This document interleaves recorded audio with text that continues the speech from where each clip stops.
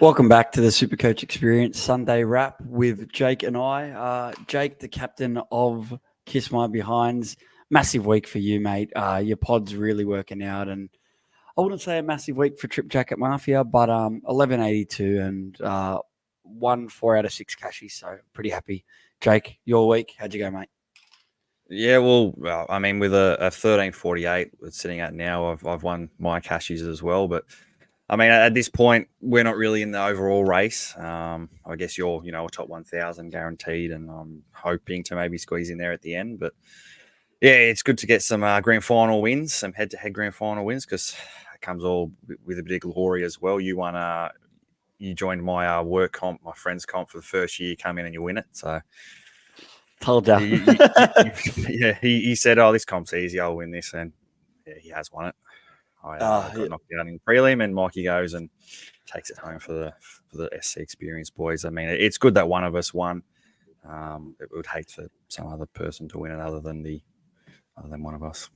I think when you do a podcast that a lot of people listen to, you have higher expectations. There's no pressure. Well. Yes. So it's nice to constantly perform. I think when people look at sometimes how I score, they get the shits because we seem to be pretty consistent. So look, luck's half of it, skills is the other half of it. But 1182 for myself, like not a massive week, but managed to come up against Star Wars reference here, my Padawan in my brother and a couple of them.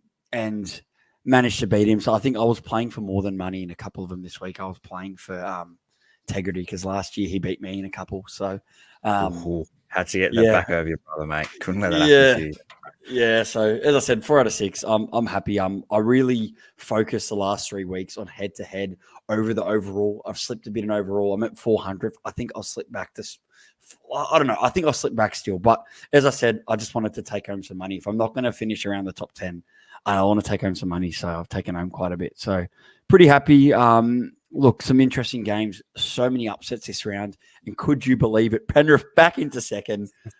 Crazy stuff. Your boys lose, Jake. We'll talk about the game, but what an outstanding game that was. And this one before, major ramifications for the Roosters and their finals chances. And man, what a hard week to tip. I managed to tip one upset this week in the Eels one. But look, we'll cover all these games as we go. But what a crazy round of footy. And man, what a crazy round for SuperCoach too. Some massive scores by pod players, and you love to see it. This is head-to-head finals. Like this is what you want to happen if you're taking a few of them. And lots to cover. None more important than actually, I'm thinking about the second game, but the first game, 38-30. Cowboys winning this one. They were the hot favourites in this one, but man, props off to the Storm. They fought really well in this battle, and shows of what to come. How good he, Lasardi. They took him off Penrith's junior system. We couldn't keep the young guy, but he was massive. And Tyron Wishart, if you somehow held on to him and played him for 151, and even yourself, Jake, you made a move. You got did you get Munster in this week? No, I've had him for about 3 weeks, and he's kind of been a bum. But he's definitely repaid the faith where it matters. This is exactly with 103, and then apart from that, everyone below the list isn't really SuperCoach relevant unless you had to play Joe Chan with a 56. He was my. That could have been a valuable 56, to be honest, for a lot of people. Yeah, 100%. Like if he played later in the week and someone dropped out, I might have played him, but I didn't mind him as a play because I assumed looking at that bench he'd play 80 minutes because a lot of the guys I was carrying on the bench were middle forwards. But yeah, over to the Cowboy, or I guess actually talking about Melbourne, all about next week. It's to finish off for overall. Head-to-head finals are done. It's all going to be about consolidating, and restings are going to be big next week with how the ladder is now shaping. But from all reports, the Storm are going to try and field a side to now get some momentum for their game. It looked like it was going to be a Storm versus Panthers, but after this week, that fourth spot is still open for the Roosters and the Sharks. It could be open for any 4 of them. If Penrith lose and Roosters and Sharks win, Penrith come forth. Like there's still lots of moving parts within the 8, and the other teams, like example, the Cowboys will be playing for a home final. They'll play the Dogs next week at Dogs home, but that's going to be another important matchup because the Cowboys can technically, depending on other results, finish on 6 and get a home final, which I think would be pretty big for them. And that obviously would depend on how Manly also perform too, who have I think it's another tough matchup. The Sharks, yeah, there you go. So some big matchups next week. And, most teams rest hard, but with some of the matchups, like we got a spoon bowl, we got a battle for 8th with the Dolphins and the Knights. It's going to be an awesome last round of footy, and I think we won't When's see there ever been a better last round of footy than the one coming up? Battle for 8th, we've got Spoon Bowl, like you said. We've got battle for top 4, home finals. Yeah, battle for home finals. Yeah, like there's a lot to play for, which like I remember the last couple of years, there's been players rested for almost half the teams, and now I don't know if there will be many, really.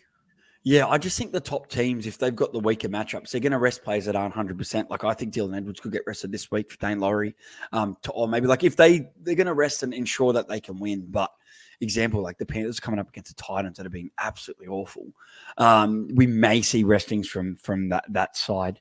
But realistically, if the Storm players that you have like a Tollers, Hughes, Harry Grant come back, then that's going to make up for some of the other guys that be rested. But the Cowboys, Tuolangi top scores of 82, Drinky with a 72, and Robson and 57, and Holmes 59. Pretty happy as a non-owner.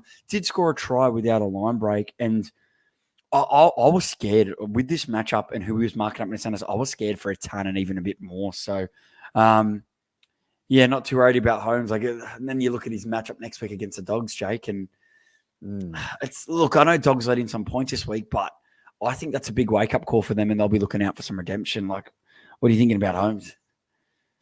Well, I think that the Cowboys in general, you expected them to, easily beat a reserve-grade Storm, and they, look pretty poor throughout the game, and he won by 8. And in terms of SuperCoach, like Drinkwater didn't go big, Val Holmes didn't go big. Like these are guys that we were thinking were going to go 100, that could easily go 100 plus in this sort of matchup, and they didn't. And I guess they come up against the Dogs, who were quite poor this week. I don't think they'll be that poor next week. They get Critter back.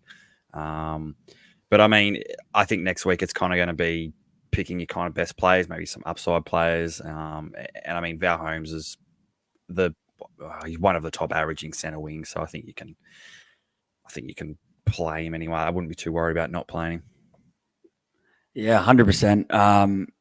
Yeah, look, it's going to be. It was a round where a lot of it was a hard round to predict. Like a lot of not just in SuperCoach, like NRL itself, it was very tough, and I assumed the last round to be just the same. So, and I'm pretty sure the captaincy books are going to be right open for next week too.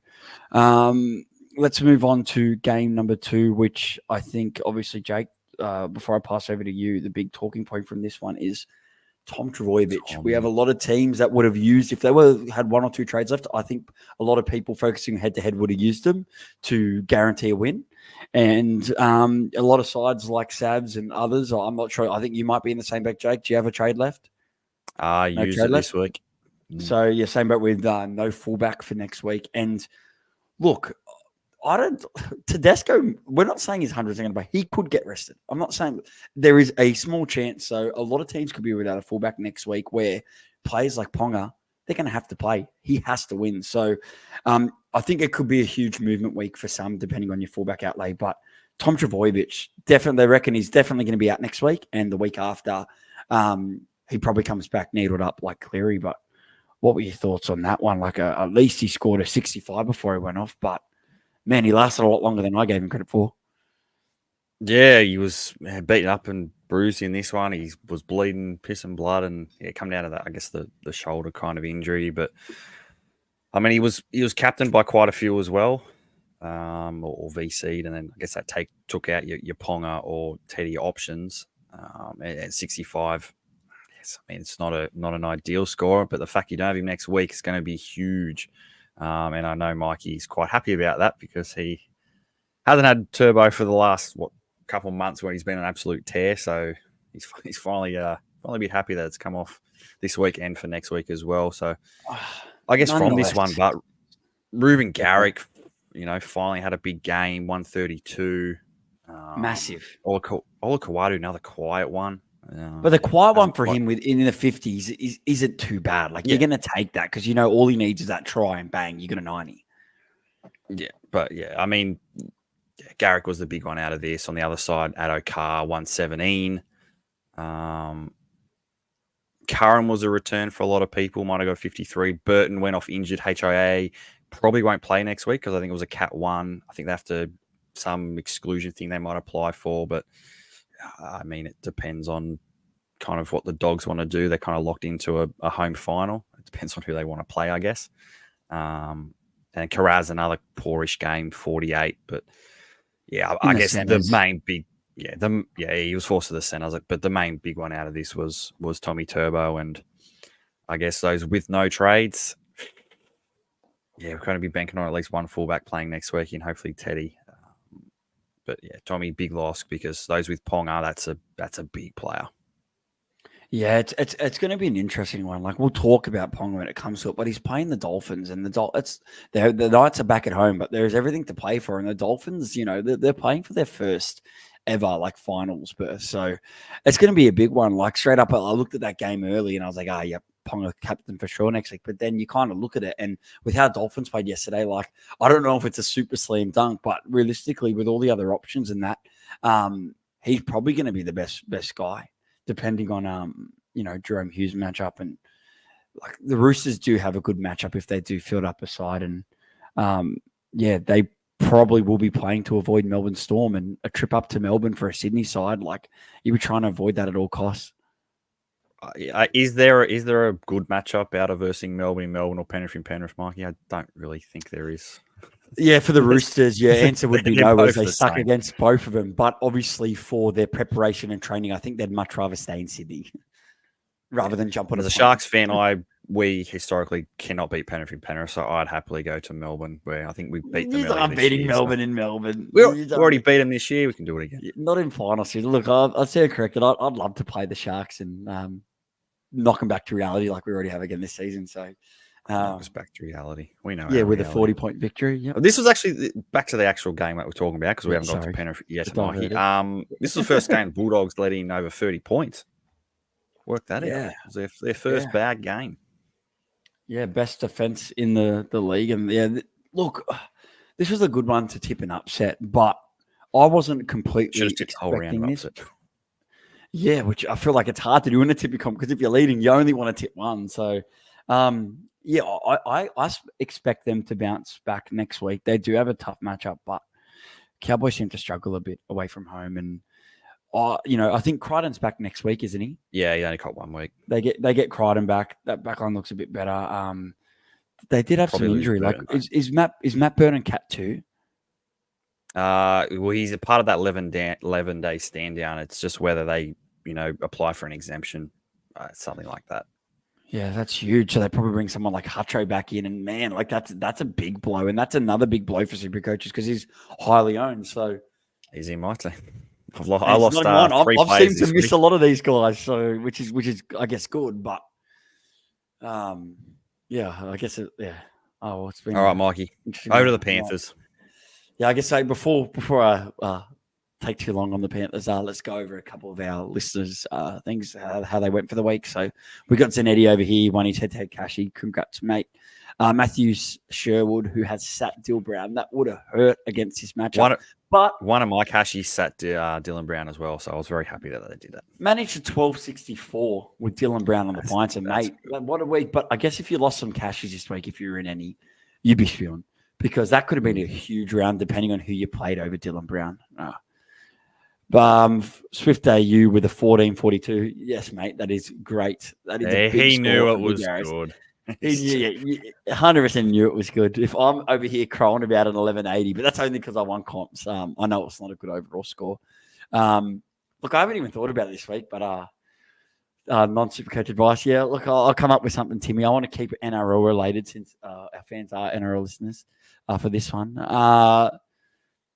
Straight C Lucky Galvin next week. We'll definitely talk about the Spoon Bowl. I'm very excited for the Spoon Bowl coming up.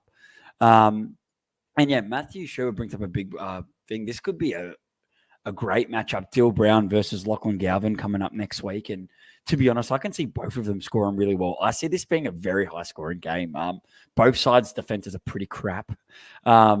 But you obviously know who I'll be cheering on this week, Jake, as Eels are the arch nemesis of the Panthers. I think everyone's going to be cheering on the Tigers, mate. The West Tiger Panthers, as I like to call them. So, we got a bit of more comment here. I heard on the report it was a cat too, but maybe the symptoms make him fall into the 11-day stand down. So, look, I'm sure the physio will do what he does best, and we'll find out more. But I guess it'd be a nervous Look, yeah, it depends on your half. If you somehow had a halfback combo of Matt Burton and Sam Walker and no trades, yes, you'd be shitting it.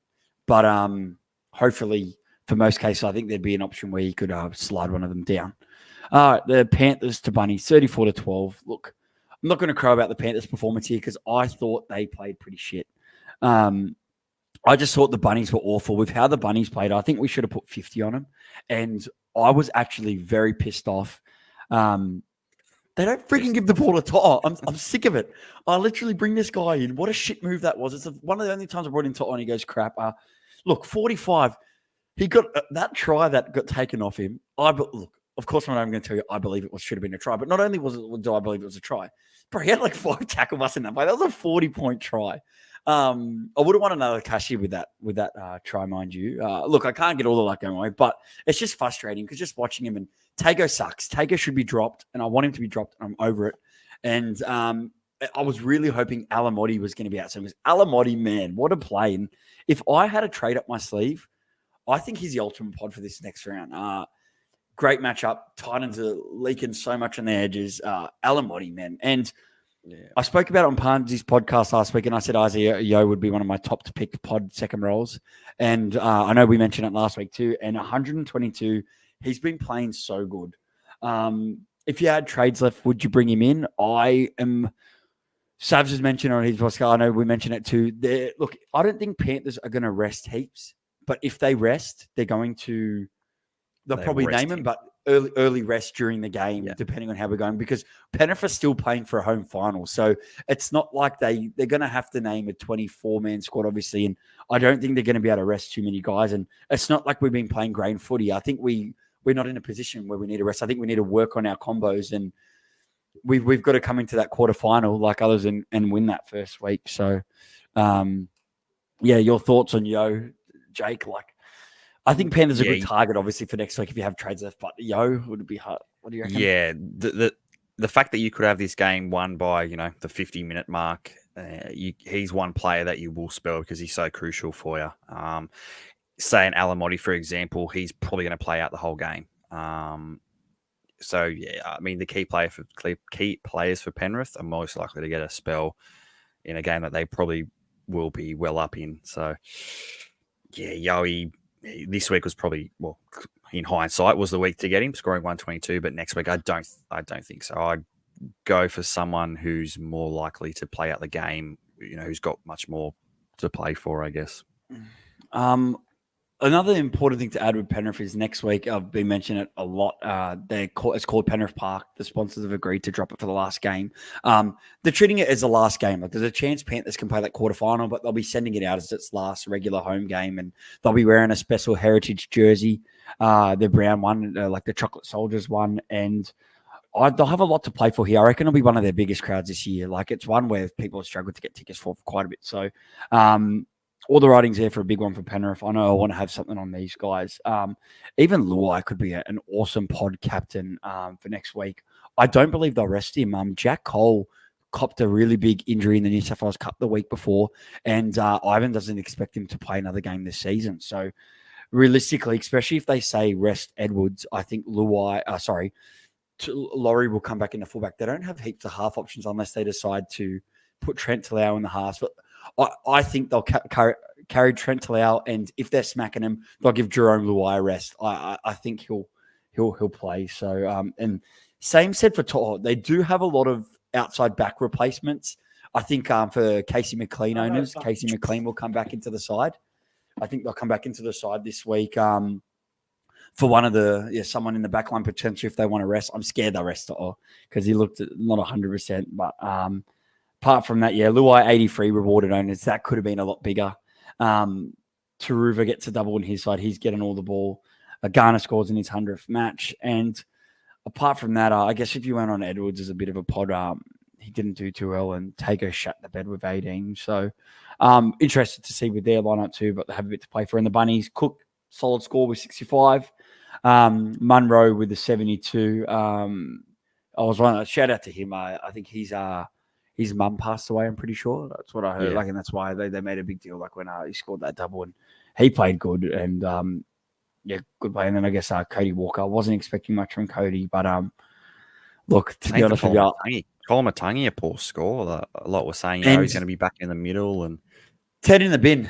10 in the bin too, and played 10 minutes less, which didn't help him. But he was on about 50 before that. And look, when this happened, I was like, screw Cody. I'm not playing much, but I reckon I'll play Cody because I'll never forget that game where the Bunnies shouldn't have won that game in the last round, and he went and scored a 200 against them.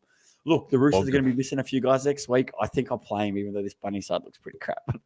I think chase the upside players, I reckon. Yeah, like where I am, if I think I'm guaranteed a top 1,000 spot as long as I don't fully shit the bed. So I'm going to try and dig up to go as high as I can next round. Now I don't have any cashies to worry about. Anything else that I haven't covered, Jake? I'm pretty sure I covered a bit.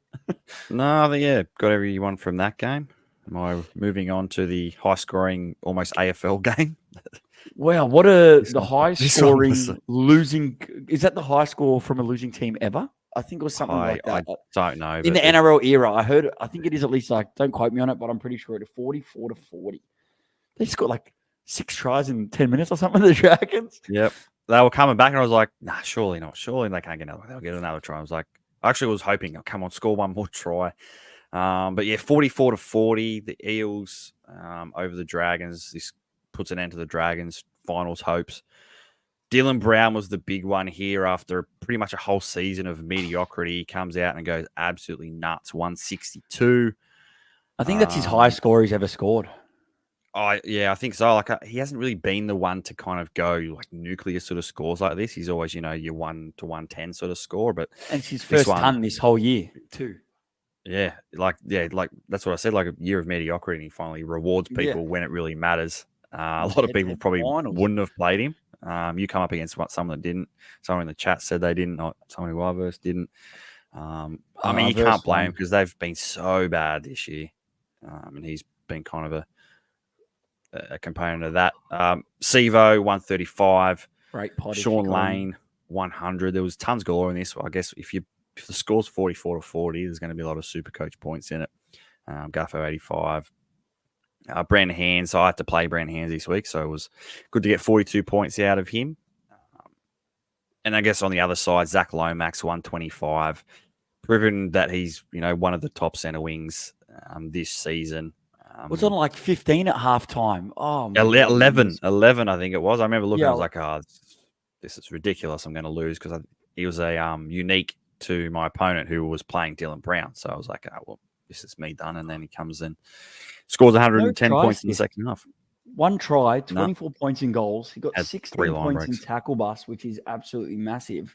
And then to go with that, 3 line breaks, 8 points in offloads, just pure SuperCoach attacking. It's great stuff. And he's had a great year, SuperCoach wise, and it'd be interesting to see how he goes in the Eels. But I don't think he'll goal kick at the Eels. Not over Moses, but he's kicked really well this year. He's been a good goal kicker. I think he's gotten a lot better. He's improved. But realistically, and I guess now, like the Dragons losing this one, like who do they play next week? They play the Raiders, who basically the Raiders are done, and it sucks to the Raiders. The Raiders needed the Knights to elucidate, and technically, if the Raiders can win by 70 points and the Knights and the Knights win by technically they're not 100% done, but it is very mathematically they're not. But yes, realistically, if they break the NRL record and win 80-0 or something like that, then they actually, as long as the Knights win, they can, because they've got a for and against of like minus 120 something. So, and the Knights are minus 45. So they would need Knights to win by 2. And look, it's very unlikely. As we said, that 8th versus 9th is going to be battling for the 8th spot, but it is still technically a statistical chance. I know, call me crazy, but I'm not saying they're definitely out. So be ready for a massive Knights game, but they might have a bit of trouble coming out of this game too, right, Jake? So yes, well, I guess later. Yeah. I mean, you can move on to who the Knights are versing for that 8th spot, the Brisbane Derby, which again, this was a massive upset. This one. Huge. Yeah, and like I just thought with the pedigree of Brisbane last year, I just didn't think the Dolphins were up for it. I tipped the Broncos. I was leaning towards tipping the Dolphins, but I got one up on my opponent. I got 1 point into first. I was like, play safety now. Don't risk it. And probably your best buy all year, Jake. Herbie Farnsworth with 176, played the game of his life against his old club, sinks his old club, and man, to go from making the grand final last year to now being eliminated, like, wow, what a big fall from the Broncos. And Herbie Farnsworth, Jake, I bet after this score, it put you in the pilot seat of all of your cashies, mate, and it's a huge score.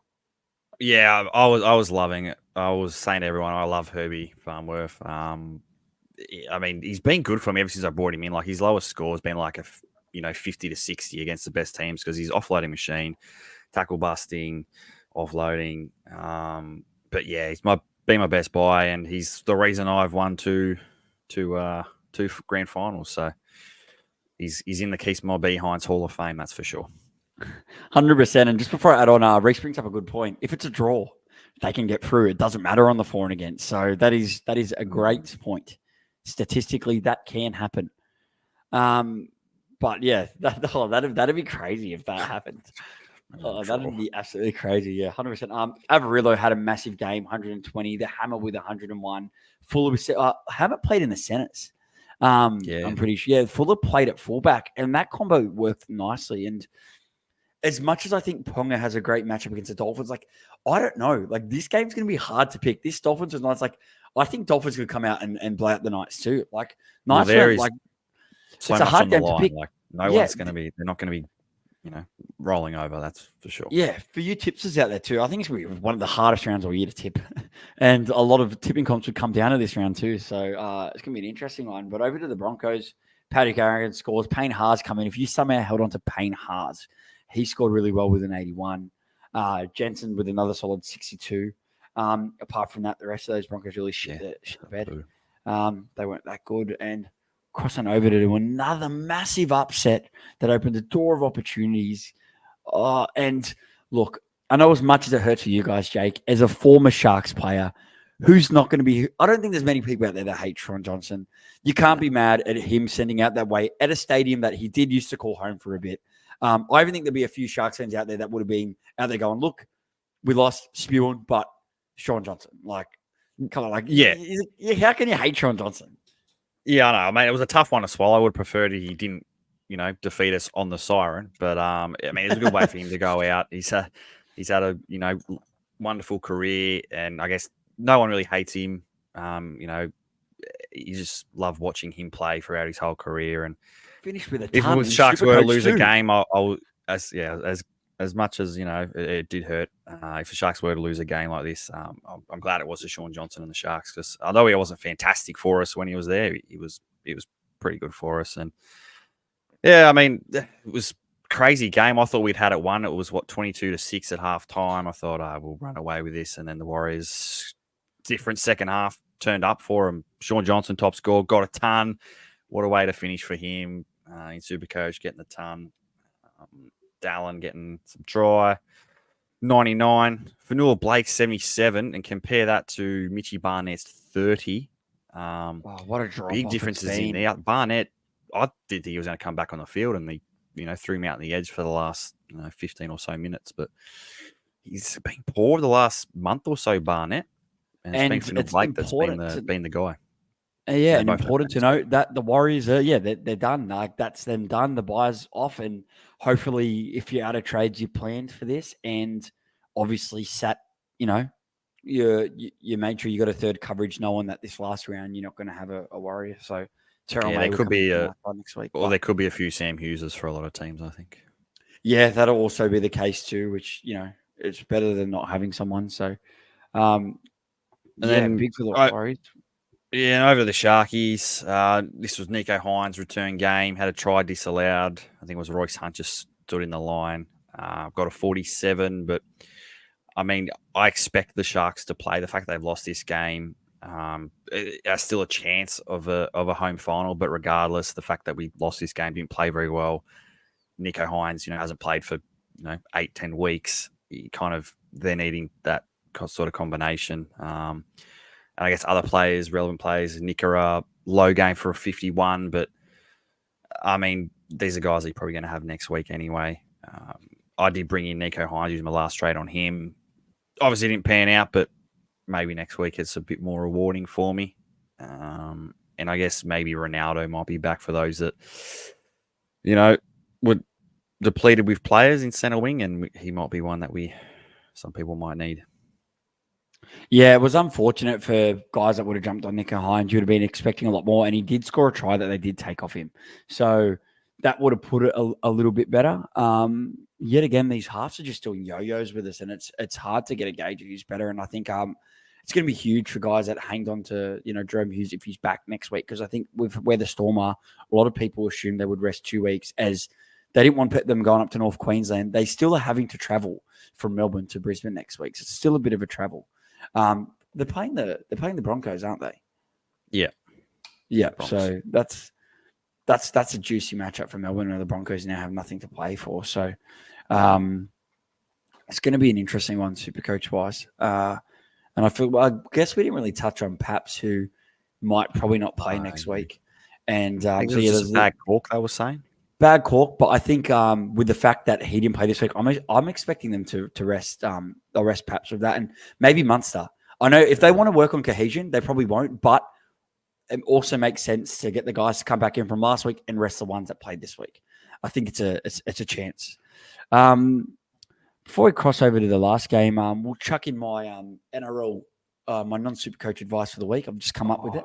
Okay. Now, my non-SuperCoach advice is probably some bad advice, and I'm not condoning anyone doing this, but the reason I'm saying it is, I don't know if they put it on TV, but while I was there was a total of 3 streakers, or it might have been 2 streakers at the Penrith game, and it happened in the final 10 minutes. Actually, the final 2 minutes, you might not have seen it, but there was a major slow in play, and basically there was a massive punch-in with a guy, a girl streaked. She didn't make it very far at all, and then a guy streaked too, and it was all shown off. I don't think it was shown on camera, but yeah, a guy streaked and ran the field. But my advice for this week is that if you're ever going to streak on NRL, which I'm not condoning, do it when someone else already streaked. I thought it was genius what that guy did, because basically this girl streaked was at that end. So all the security were over there at one point. This guy had free range. Like, he literally zipped, and he jumped everything, made it back, but then some of the crowd pushed him in, and the security dragged him on the top. But I thought, yeah, if you're ever going to plan at being an idiot, do it tactically like that. And also make sure you got a bit of money in your bank account, because it does cost you quite a bit of money. It's a hefty fine, and don't expect to ever go back to an NRL game again. So, like, look, it might be very poor advice, but I just thought that tactical-wise, I thought it was a smart play, because literally the amount of security he got so far, because they literally had 10 security tied up with this one who scored and this, that it was literally the door of opportunity. And might be a bit of a stupid one this week, but like, hey, that's my non-SuperCoach advice for the week. No, if you can read between the lines. I think you got to look for the right opportunity to attack, I guess. Yep, and that can be used in SuperCoach, anything, and in life. So, yeah. If it opens up for you, go for it. Yeah, 100%. It was pretty crazy too. And then after the guy got dragged out, you would have seen articles about he ended up punching on with the cops and the security, and then an Islander guy jumped in. It was massive. Like, everyone was like, the last 2 minutes to go on, and Penrith had tried to score, but everyone where I was sitting, everyone was just watching this fight. Like, no one was even looking at the game. So it was crazy. Like I said, there's sometimes the things that they don't show on TV because they don't want you to see it because they're advertising and otherwise, which I'm kind of doing right now. But all right. Over to today's games. Sunday's games. I went into this games like probably a lot of people were, and I wasn't such a shitter of a score, and I relied on my last Sunday to catch up, and I did the same thing this week. And Kalen Ponga, I told you this was coming, but I was a little bit disappointed. 90 at first half, and I was there, and I was cheering, I was happy, but this should have been a 150 to 200 plus game from him. He was so quiet in that second half. So much opportunities where they did. He was just busting the line so much, but they weren't giving him the ball in the right moments. Another winger I'm pissed off about is Greg Marsdew, that couldn't catch a ball. Bradman Best would not frigging pass the ball, and then eventually Will Price went onto that spot, wouldn't pass him the ball. And I was just like, someone throw this guy a frigging cutout pass. And that pissed me off as well. Like, I just think it could have been so much more. But look, 120, won some cashies. He was the guy to captain this week. He was the high scorer and fullback. Great captain. And look, I still think he's a great captain option for next week. I definitely think you can look to him. I know I probably will do something like that over Tedesco, as I think they've got a lot to play for. So if I believe that the Knights are going to win this one, then I will trust him. But realistically, the people that didn't jump on Tom, we said that, the only way you can fight pocket aces is with pocket kings, and I labelled Ponga as a pocket kings. So and he's done well in this past bit of the season, and the fact that he's going to have to go to next week to win it. He missed quite a few. He missed 3 goals as well, so that didn't help. But well, it was Fletcher, bad win. You can it was, and it's important to note that the Knights will play at home next week, so I think that does give them the advantage, the home ground advantage out there. The Knights faithful, they're very good. Pardon me for my dogs, the security. But we'll continue on. Fletcher Sharp with 120. Scored a hat-trick. If only it was the other way of the field for the Marzi owners. Jojo Fafita scored 96, top scores for the Titans. Jacob Brayley, some people would have been forced into playing him with their backup hooker. I know Tim played him. Good play by Tim. 85. Massive. I think you'd be really happy with your hooker scoring that in this week where a lot of the hookers were under par. Best with an 83, had a good game, except for the fact that he would not pass the ball to Marzi with 36. And Gagai, I labelled him as the best centre wing buy for this week. Lomax smashed him, but still, if you brought him in for this one, 69 isn't a bad score. And don't forget, these games from today still haven't updated. The Titans, Jaden Campbell's on a low score, but that late try has really bumped him up to 76. I think he's a great play for your head-to-head this week. And against Penrith. Look, unless he channels into Preston Campbell. Sorry, you mentioned head-to-heads this week. No, I mentioned head-to-head this week. I mean, like next week. Like, look, you take it. David Fafita, man, he's like, if you didn't buy David Fafita when everyone jumped on, you'd be really happy, and it's going to lower his average. And like right now, he's priced at 664,000 with a break even of 90, and that's going to really plummet his average next year. Where I think it's going to be hard not to take him, depending on the price he kind of sits at. But it was just such an off year from him. It has to drop quite a bit more because he's still going to probably be at like a 75 average, and the price is, I guess, based on that. So I didn't think his average was that high, but it's still like it's 78 at the moment before this game, so it'll drop a bit. And it's probably got things to do with Jaden Campbell, right? Yeah, that or it could be the fact that he, turned down the Roosters and re-signed with the Titans. His contract's done. Like maybe it's the heat. I mean, he's not even playing 80 minutes now. He seems to just be, exhausted from 2 hot games in the last 2 weeks. But he just doesn't have the attacking stats. Not busting tackles, offloading. Like I don't even want to play him next week, to be honest, because one, they're versus Penrith, and I mean, he's playing like 60 minutes and not really looking interested. Yeah, like to be honest, if we get a surprise and like I've got somehow coverage, which I don't think I will, like I'd probably play Casey McLean over him, depending where I sit. If I need to sit someone because I really like the other matchup, look, I sat Fafita last week. This week I didn't have the depth to sit him. I was tempted to, but I just didn't have the depth to sit him this week. Like I had Terrell May that I could have played over him, but his minutes are a bit of a juggle, and I don't think you got to play him next week. But yeah, that's really all I've got from the Knights and the Titans. Like Titans have that tough matchup in Penrith, and the Knights have that all important finals clash basically, as long as it's not a draw. So they're going to be some big games, and yeah, as I said, I think it'll be Ponga will be heavily captained again by the Ponga owners. But on to the last game of the round, and another one that'll be heavily targeted, and a guy that just keeps on performing. And 102 from Teddy with only 12 points scored. He's been the most consistent fullback all year. He's been great. And even next week, if the Roosters name a pretty strong side, it'd be hard. Now you look at it, I kind of think he's a better captain option against the Bunnies. With how crap they've been compared to Ponga, really, just because I think that could be a closer game. Over to you, Jake. Yeah, I mean, when you're starting to switch over the Roosters game, this one was pretty crucial in a lot of head-to-head finals, I think. You had Teddy, a lot of people would have captained him. Dom Young, so heavily owned, had a poor score with a 30. Sam Walker, ACL, done for the year. Well, suspected ACL. Looks like he's done for the year, scoring a 9. And Angus Crichton with a 51, but he'll probably update to 65 like he does every week, so that you should be all right with there. But bombed They a cop a try lot of too. Could have injuries. scored a try there, and Yeah. also that Dropped line over break one. assist that he got would have been a try contribution if they scored a try, but wasn't to be. So a lot of missed opportunities by the Gus Bus, and maybe if there are the rest plays, he could be a chance of a rest because he really hasn't had a rest. But yet again, the Roosters. But do they have players to play? Because they've lost like They three or lost a lot four in this game. alone. Nat Butcher, when did Nat Butcher go off hurt? HIA, yeah. HO for him. Sam Walker's probably the big one, which I'm sure you'll cover, Jake, and Brandon Smith. Yeah. Big, crazy. But yeah, Sam Walker with a 9, unlucky ACL, kind of just plugged his knee in that soft ground that was underwater a couple of weeks ago. Just in terms of the Roosters, I was saying in a chat with you earlier, Mikey, kind of when it happened, do you put a line through the Roosters now, just on the back of Sam Walker injury? Because in my opinion, I don't think they can win. I think it's a 2-team race. I know it's big, and as good as Tedesco and that are, like it looks like, if they go play Penrith in Penrith, they lose that one.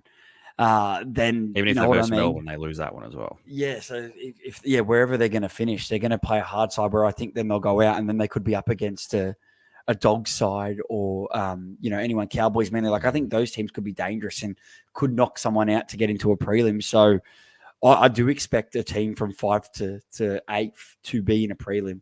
I think they'll knock. Could be two of them. Could be Sharks and Roosters out and straight sets. I think they could. I'm back in Penrith and Store. Like, as boring as it is, unless one of those teams surprise from down the bottom, looking at it right now, I know Panthers' form hasn't been great, but I think they'll step up in the finals if Cleary stays okay. I think it's going to be, I'm now thinking more Panthers Storm grand final, as boring as that sounds. But as a ticket owner of the grand final, I don't care how we get there. But as long as you're there.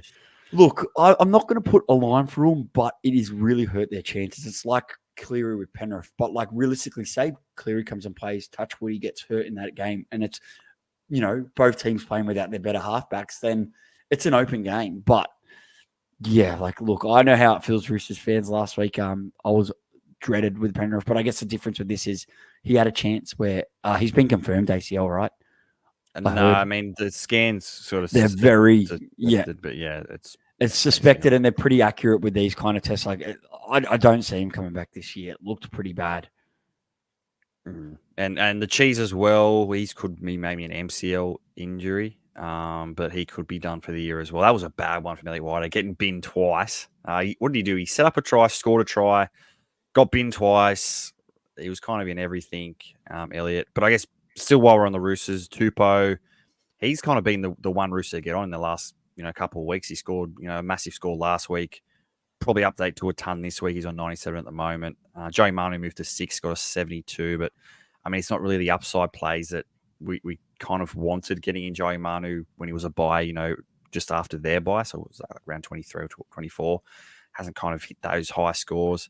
The Raiders, I don't know how they held on to this game. They were defending pretty much the entire second half, but massive kudos to them. They held on and fought hard, and they've gone, Penrith and Roosters back-to-back. That's pretty crazy. They probably deserve a top 8 spot, but I think so do the Dolphins, and if the Knights can recover, so do them. So it's just crazy to think, like, teams, Dolphins killed it this week, Raiders killed it this week as well, just in terms of the defense. Why don't you do this the whole year when you've got something to play for? When your season's pretty much done and you decide, I'm going to work my ass off in defense. And do it the whole year and you'll be in the top 8. It's big with the Daniel Tupou. He was definitely the pod play, and the fact that, the past couple of weeks, Young just hasn't been able to get any ball. These Roosters, like, this was a very low scoring game for the Roosters. But look, depending on the side that's named, this is a massive window of opportunity next week against the Bunnies. Look, Bunnies were awful. And with how good the Roosters can back, I even think without Sam Walker, they could still put 40 plus on the Bunnies next week. Yeah, the Roosters have been flat track bullies pretty much the whole year. So I expect them to destroy South as long as they're, intent on doing it and they're naming a full strength side. Tedesco 100 with only 12 points scored is massive. And imagine if, there's 40 points. The fact Sam Walker's not there, he's going to touch the ball way more. Realistically, he's going to be... Well, it kind of was. I mean, the first half, the Roosters looked lost, but the second half, Teddy was so involved in their attack. He had a try disallowed as well, so that could have been 130 because Angus, I think, stood in the line or something like that. So that could have been a lot more. but yeah, next week that could be quite a decent pick for captaincy. The Raiders, Tapane top scored 63. Crazy to think they top scored 63 when you've got a bunch of 90s and 100s on the other side of the field, and that's the winning team for the Raiders. But Ford Hard, Whitehead scored 55, 2 sin bins. Without it, he would have been the top scorer. That second one from Whitehead, that's one of the stupidest things I've ever seen. Just tackling someone and decides I'm just going to kick the ball. That's in his hand. That was a bit silly. Your mate, Tommy Starling with a 34. The last 2 weeks, to the bench. You've kind of hated Denny Levi the last 2 weeks. But, I mean, he hasn't scored, the 10s that you might get off a bench hooker. So it hasn't been too terrible for you, Mikey. And, I mean, you've still won cash comp, so you can... Yeah, it doesn't matter. It's not the best.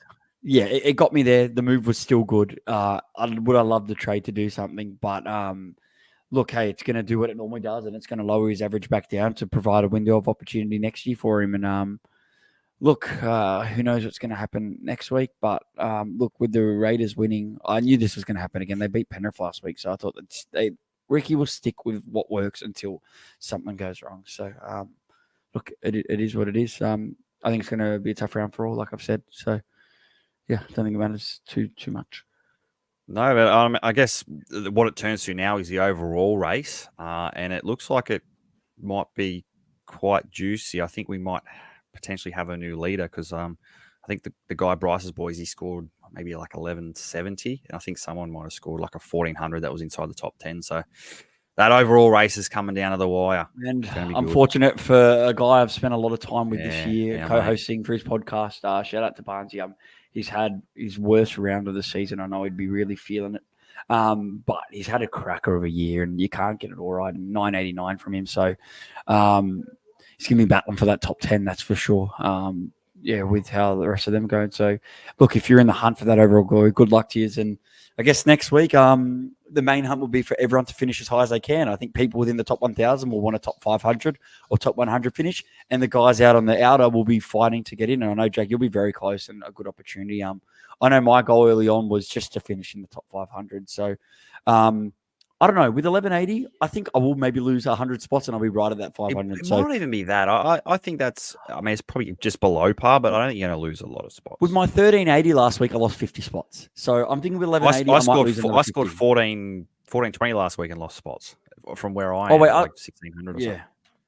Yeah. So it's going to be an interesting week, but good luck to all you guys hunting for all glory. This could be our last podcast for the year. I think whether or not we do a wrap up, like as I said, I'll speak to Sabs, but this could be the last wrap up. We might do like maybe a quick half an hour wrap of how the years have gone, and maybe just a sign off. We might do a little quick half an hour one. But other than that, that almost wraps up our first full year on the wrap up. Thanks to everyone for tuning in and listening. Look, just not as professional and in the studio as our other, Tuesday podcast, but we just wanted to still be involved in the SuperCoach Experience podcast and just give a little bit of an outlook. So didn't manage to get much guests on this year. Just it's a hard time too. Next year, I do want to get guys on like, your Barnesies and Aman and some other guys that we like to talk with, like, Chris Shanko and all those other guys. But good luck for your final round, and congratulations to people on their cashies. Thanks as always, Jake. Been a pleasure, mate. Thank you, Mikey. You steered the ship well all year. It was good just to be a backseat driver for most of it. But it was enjoyable to be able to talk some SuperCoach, especially on a Sunday. I guess straight after the footy when it's all fresh in your mind, and then have the big dogs take over on a Tuesday for TLT, and I guess heading into the week. So it was good. It was a good year for us. Enjoyed it. The captain's no captain without his vice captain, mate. So I couldn't steer the ship without you. All right, thanks everyone. Good luck and have fun. Good luck for TLT, and catch and tune in with Savs and Tim on Tuesday, and obviously for TLT podcast, and on Wednesday for the On the Burst. So get around it. See you later. See ya.